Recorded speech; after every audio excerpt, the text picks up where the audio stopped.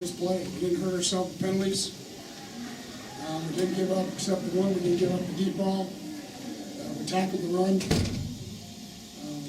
Outside of that, Coach, is this a little bit more rewarding now, knowing that the conditions played a factor last year in the game? oh no, I mean, you don't care how you win. You just try to win. That's a good football team. There's a lot of good players on that team. And so, it's, anytime you can come to somebody else's stadium and win, you're happy about it, period. The football guys always get, we've been so close this year. We've got a couple blocks. Easily could be 7-2. And so it's like I told them, in the locker room, they shouldn't think about themselves any different this morning as they do right now. But we've got to quit worrying about all the things that woulda, shoulda, coulda, and go play. We didn't hurt ourselves most of the time today on offense with penalties, and then you can move the football. Guys made plays. We were able to move the football. Made some plays on the edges. I've been talking about the X's and Z's, and I thought they played better. Defensively, we knew we had to stop the run, had to tackle, and we were going to have to stop the play action. Didn't do a good job there in the first series, and then after that, in general, we did a nice job. So you'd say you did a nice job and then had 400 yards. So welcome to the Big 12. Yeah, but the last 2 weeks, the defense has really played well. But really, going to Kansas, I can tell you right after, since we've had really the break, everything going on, we've been getting better. They've been playing with confidence, and really, again, I go back to Julius Lewis. Julius Lewis, and I told you guys, Traven and Howard and Denzel, they didn't go through 2 days. They're both starting to make a lot of plays now. Denzel had Traven had 18 tackles last week. I've only had one great one, LT, and he had to practice. You don't practice together, it's hard to have confidence, hard to do things, and so I thought we didn't hurt ourselves in special teams. Our kicker kicked well, punted. You got to give our punter. I thought it made a big difference because we downed the ball inside the 10-yard line 3 or 4 times. You got a chance to stop people from scoring, and they've got to go 90 yards. That's the general rules. So. Gary, how important was the defensive stand in the first half? They scored 2 of 8 possessions. Well, yeah, anytime you play Baylor, you're just holding on your pants. I mean, they do a great job. They got great people on the outside, and so for us to get stops, guys to make plays, and the drive they had right before the half, everyone said, "Well, can't get the call." Well, you're not getting lined up. It's hard for me to make a call if you're walking back when they're going fast. And so the second half we did it, but in the first quarter, really a quarter and a half, they did a great job of playing the calls, tackling, breaking on the football. It was great to see Anthony get a pick, to keep building his confidence. So. Did any of you last week motivate them more to come back this week? No, I mean, I didn't, everybody wanted me to make a big deal about it. I didn't point any fingers. I said X's and Z's had to play better. Finally, E-Man played the ball game, the full game. It's great having Turp back, especially on special teams. He just gives the whole group energy. I mean, he's one of those cool guys that, I'm upset with most of the time off the field. On the field, I'm always real happy with him. So it's, but he loves the game, and so it really carries over to everybody else. Is there anything left to be said about Kyle, what he's done so far? Well, Kyle Hicks he didn't practice all week, to be honest with you. He's got an injury. For him to fight through and then come in, it's harder to even play on turf. And for him to play today, make the cuts he made, and do it. He would have been a big help last week. Because he catches the ball, he just gives everybody else confidence. And Turk being back, we didn't know last week how much Turk could go, so we didn't have a lot of game plan for him. We found he could go, so we had a lot more game plan, and we're continuing to keep having good game plan. And our job now is to get to 6.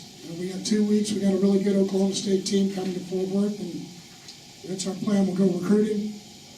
Try to find some good players, and they're also good people who win championships, and want to win championships, and see if we can beat Oklahoma State. Gary, did you find yourself thinking about the league that got away 2 years ago? No. In fact, I had a coach start to mention it. I said, if I would have wanted to mention it, I would have did it myself.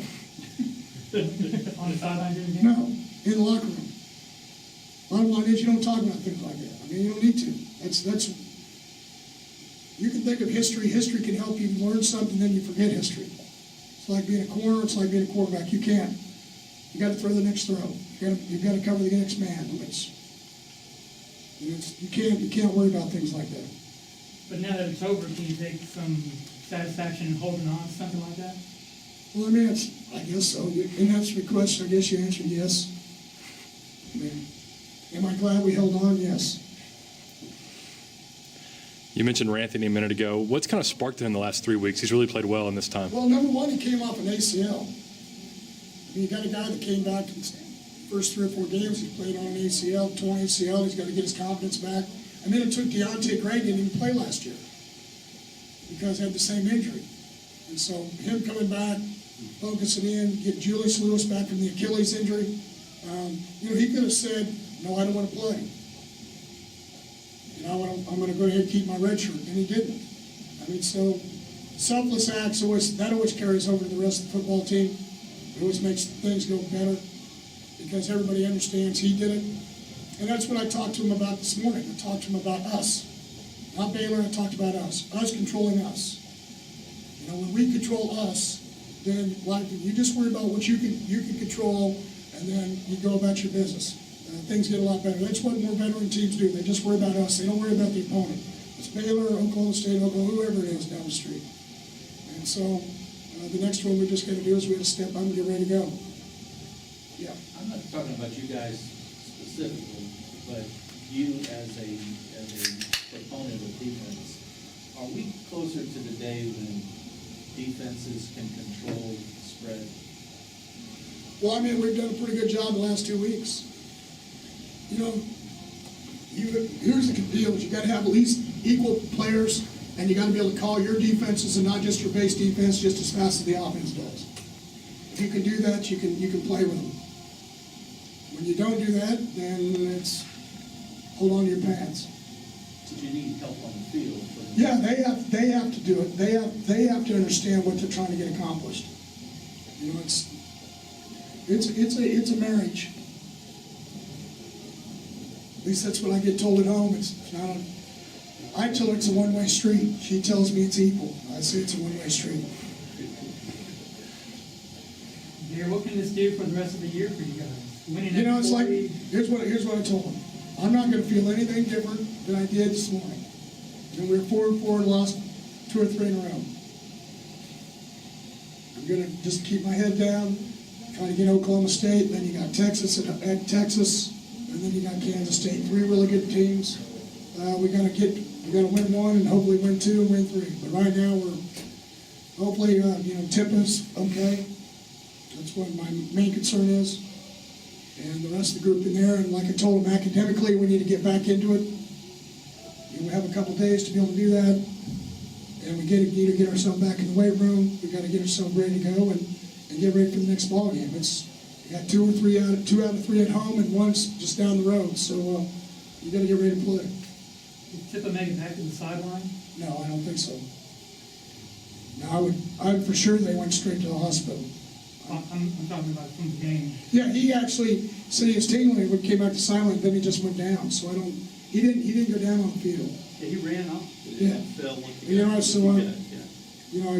you guys know about as much as I did. All of a sudden he was laying on the sidelines. So You talked to him on Yeah, the he's- card. yeah. What'd you say?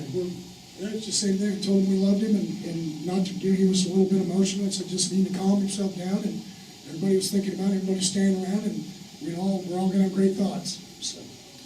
Talk a little bit about the defense earlier. What about 34 first half points? It's been a while since you had something like that. How key was that today? Oh yeah, I mean it was good for them. I've been saying for a couple weeks they need to get their swagger back.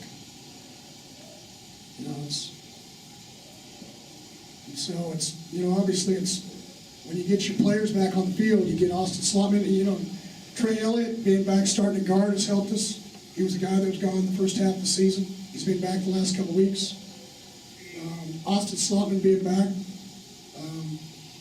Emmanuel Porter was out, because his dad passed away, really, really emotionally, it bothered him for a while. He's just starting to come back around. Everybody always wants to know what happens on Saturday. And really, to be honest with you, the way the world goes and everything happens is really what happens Monday through Friday. And they're just 18 to 22-year-old kids, and how do you help them manage it? Because usually if their life's good off the field and it's smooth, then they play well on the field. If there's things that are going on that aren't, then it's hard for them to manage all that, especially when they're younger. When you lose a loved one and do all of it, or something like that happened to Tip today, like I told them, I said, everybody else to take a step back and make sure you understand this game's important, but not more important than people. And that's the way I've always taught them. It's not more important than people. So. What were your impressions of Kenny, just him specifically, after going through what he went through? I thought he was very tight and nervous early. That was just my impression. I thought some of the balls came out of his hands. I thought he was hesitating.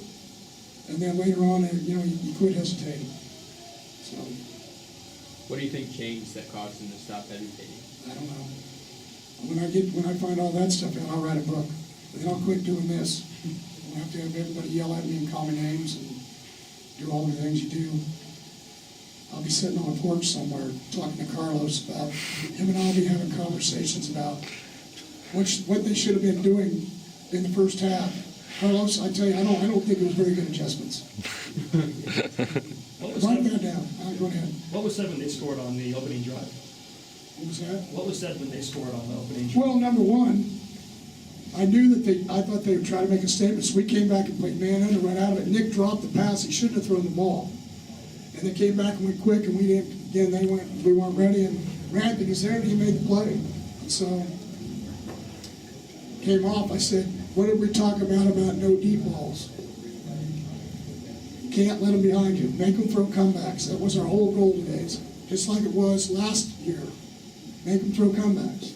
And as a general, besides a couple balls, 2 or 3 balls, we were able to do that.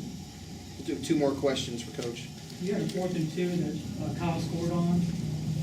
It wasn't a field goal game for you, I'm guessing. The one way that you gain confidence from your offense is to believe in them. And so, they felt comfortable about the calls they had, so we ran with it. A couple times, we would have went again, except we got the penalty, and it moved it back.